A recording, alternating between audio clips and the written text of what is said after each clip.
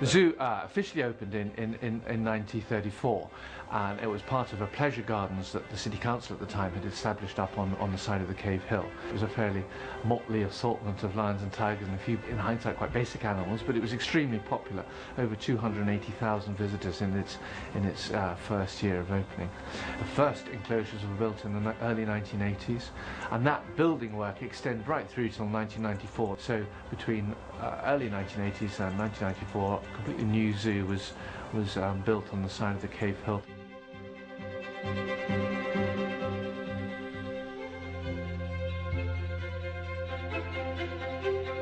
The rebrand was a very ambitious project, really. The zoo had never taken on anything in terms of marketing, and we really had to take it right back to see who we were and what we wanted to do and what was our vision and what was our visitor experience.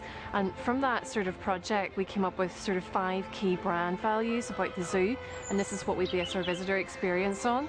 So the zoo is all about conservation, education, it's about our place in the community, it's about enjoyment and fun, and then our place within tourism as a visitor attraction in Northern Ireland.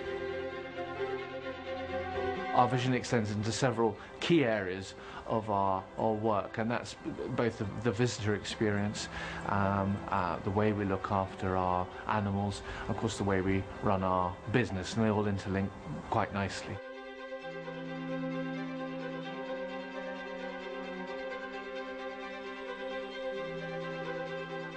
We get to not only work with the animals, different species, but we get to work with the general public as well, which is fantastic. The main reason we're here as well, not only to entertain the public who come in, is for conservation, and basically by keeping these species and breeding them, it's really rewarding, so you know that you're actually helping to save the species in the wild as well by preserving them in captivity. So it's a really great feeling, waking up every morning, coming to work knowing you're doing a good thing. It's exciting.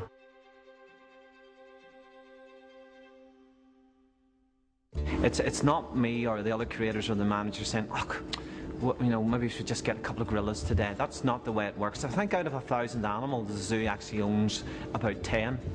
The rest are actually owned by the breeding programs. The breeding programs are then run by a stud bookkeeper, and it's almost like a big dating service, to be honest with you. And the animals are moved around as part of that breeding program. So we wouldn't choose an animal if we didn't think it was the right facility. And again, there's lots of input from keepers, our own public, and from managers and curators. It's just a balance which everybody has an input into.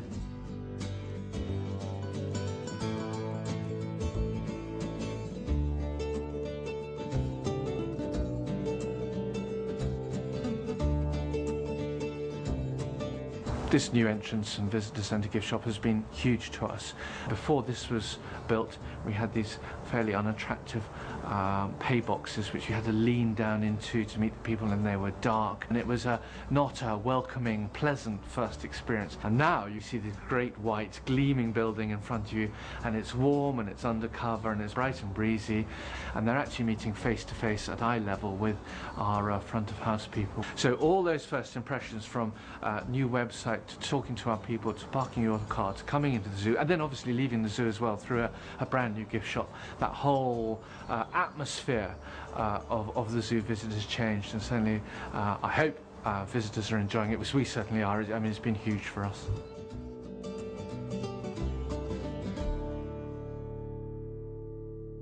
In previous years, the zoo shop was set aside from the main zoo, and it was like a little addition to the zoo day. You had your great day at the zoo, and it was just, you were popped in and bought a souvenir and went home.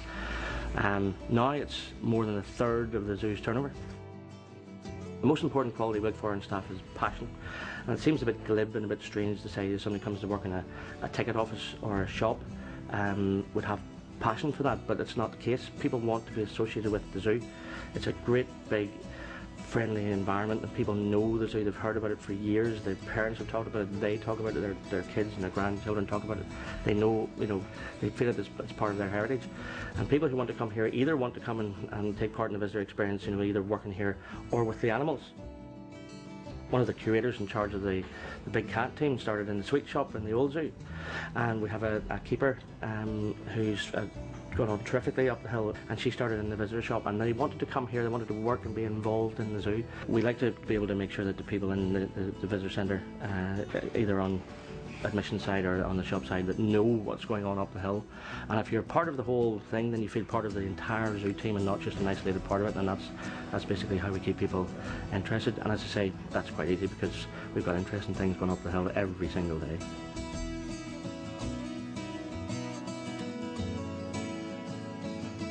If you go to zoos worldwide, there's about 600 million people who visit zoos. So that's like 600 million people who can learn about the animals and the role of a zoo. You can capture more people on the television, right? And there's some cracking wildlife programs on the television these days. But there's nothing quite like seeing a living animal and smelling the living animal or getting to touch a living animal. Right? If you're trying to get a message across, if someone has touched a snake and seen the snake really up close, then hopefully, and I know, that message will stick far better than if you're just showing it on the telly or you're just talking about it.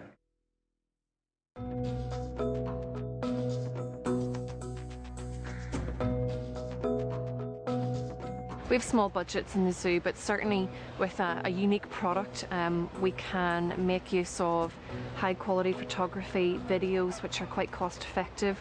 We would take advantage of the internet and trying to spread the word about those, and kind of use a viral marketing concept where we want everyone to know about this, and we would use networking sites like YouTube to try and upload our videos to try and spread the message for the zoo. Other developments that we've taken on board is using the technology Bluetooth for mobile phones. For example, in our visitor centre, if our visitors now come in and their Bluetooth is turned on, which we do tell them to turn it on when they come in, they now receive messages from the zoo. And this helps us in daily communication with our zoo visitors on site, so we can update them daily on things that are happening, maybe if there's a birth or if there's a new animal in the zoo that they must go see it. We've also got an audio gallery on our website as well, which is recorded by local celebrities.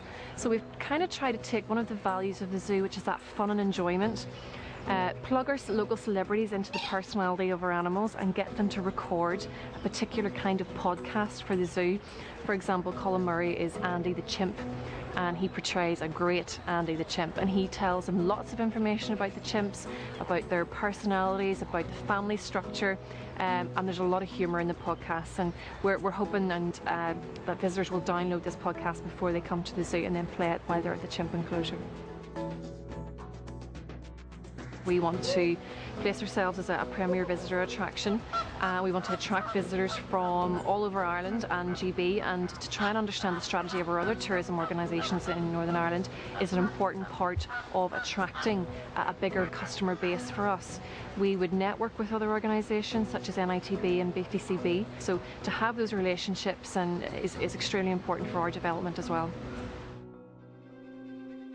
Achieving the Northern Ireland Tourist Board Visitor Attraction of the Year in 2007 was huge for us. To get that sort of mark of accreditation, of excellence from the Tourist Board allowed us, the people working in the zoo, allowed our visitors, allowed other people in the City Council, a whole range of stakeholders actually to see the zoo in not necessarily a different light, but actually to see the zoo as a place that was achieving success.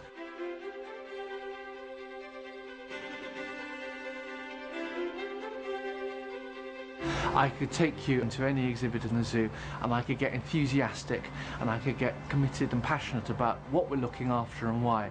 And it could be a little brown, dull-looking bird that is just fascinating for some reason. Or it could be the Sumatran tiger that's just arrived in the zoo that I saw this morning and is just going to be brilliant. There's 300 of those left in the wild and he's gorgeous. Anything that is in Belfast Zoo, I've got an interest in and a passion about, and the whole lot are good.